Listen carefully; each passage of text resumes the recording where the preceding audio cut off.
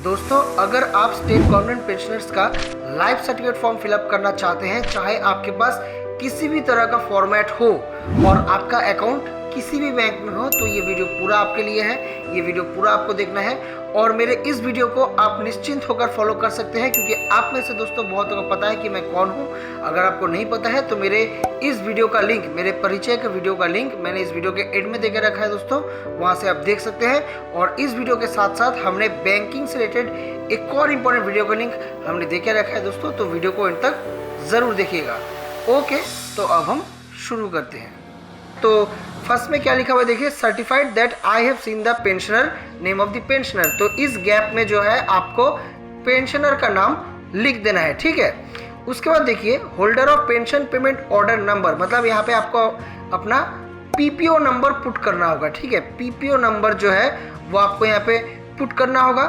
अब देखिए दोस्तों, यहाँ पे name of bank branch with account number, simply आपके ब्रांच का जो नाम है, मान लीजिए आपका अकाउंट है एसबीआई दिल्ली ब्रांच में, तो आपको यहाँ पे क्या लिखना होगा, एसबीआई दिल्ली, उसके बाद कॉमा देकर आपको यहाँ पे लिखना होगा अपना अकाउंट नंबर, ठीक है। और अब देखिए यहाँ पे प्लेस, डेट और नेम। प्लेस में आपको क्या लिखना है, देखिए आपका ब्रांच का नाम क्या था, एसबीआई दिल्ली, तो यहाँ पे प्लेस में आपको सिंपली दिल्ली लिख देना है, ठीक है। मान लीजिए आपका ब्रांच है सॉल्ट लेक में, ठीक है, तो आपको यहाँ पे प्लेस में क्या लिखना होगा, salt lake, simply salt lake. आपके ब्रांच का नाम क्या है, एसबीआई सॉल्ट लेक, आपको प्लेस में क्या लिखना है, सॉल्ट लेक, ठीक है। तो प्लेस में आपको ये लिख देना है और लिखने के बाद दोस्तों आपको लिख देना है डेट। डेट आप जिस दिन सबमिट कर रहे हैं उस दिन का दे सकते हैं या फिर उसके पिछले दिन का भी दे सकते हैं। नवंबर का डेट देने से ही हुआ, ठीक है, कोई प्रॉब्लम नहीं है। और उसके बाद दोस्तों देखिए नेम, फिर से आपको यहाँ पे अपना नाम लिख देना है और signature and designation of the authorised officer में आपको कुछ भी नहीं करना है, ठीक है। ओके, अब देखिए यहाँ पे नंबर 2 जो पॉइंट है वो है नॉन एम्प्लॉयमेंट सर्टिफिकेट।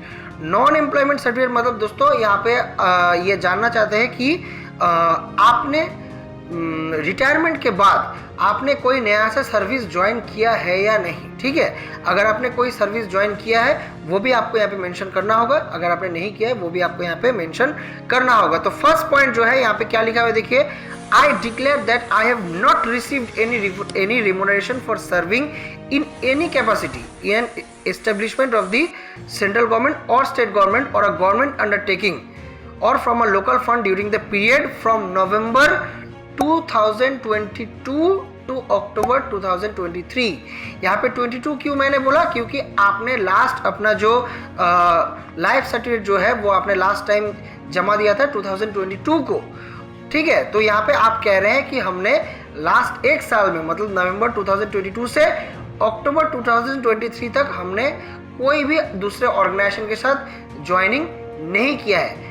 अगर आपने ज्वाइनिंग किया है, अगर आप किसी दूसरे ऑर्गेनाइजेशन के साथ अगर आप लिंक्ड हैं, तो आपके लिए है सेकेंड पॉइंट, ठीक है। तो यहाँ पे क्या लिखा हुआ है देखिए, सेकेंड पॉइंट में I declare that I have been employed और re employed in the office of मतलब जिस ऑर्गेनाइजेशन के साथ आप लिंक्ड हैं उस ऑर्गेनाइजेशन का आपको यहाँ पे नाम लिख देना है। और मैं आपको ज़रूर बोलूँगा कि आप इस फॉर्म के साथ अपना जो अपॉइंटमेंट लेटर है या फिर लास्ट 3 महीने का जो सैलरी स्लिप है या फिर जो फॉर्म 16 है लास्ट 1 साल का, आपको यहाँ पे इसके साथ अटैच भी करना होगा। इन तीनों में से कोई एक चीज़ आप अटैच कर दीजिएगा, आपका काम हो जाएगा। और मैं आपको ज़रूर बोल दूं कि सब लोगों के लिए मैं ज़रूर बोलूँगा कि आप इसके साथ अपना आधार कार्ड का ज़ेरॉक्स, पैन कार्ड का ज़ेरॉक्स, बैंक का जो अकाउंट है उसका जो फ्रंट पेज है, फ्रंट पेज का ज़ेरॉक्स और पीपीओ का जो कॉपी है, पीपीओ ऑर्डर का जो कॉपी है उसका भी ज़ेरॉक्स आप इसके साथ लगा दीजिएगा। एटलीस्ट आप जब इसको ब्रांच में सबमिट करने जाएंगे आप अपने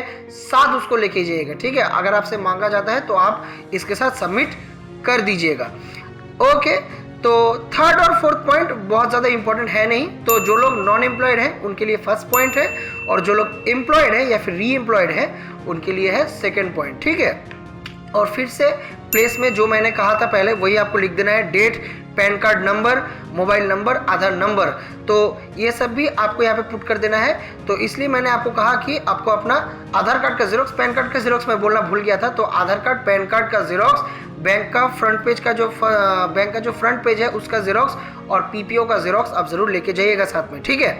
ओके, अब देखिए यहाँ पे सिग्नेचर में पेंशनर का सिग्नेचर यहाँ पे कर देना है। नेम ऑफ द पेंशनर आपको फिर से नाम लिखना है, पीपीओ ऑर्डर लिखना है, मोबाइल नंबर लिखना है। ठीक है, ओके।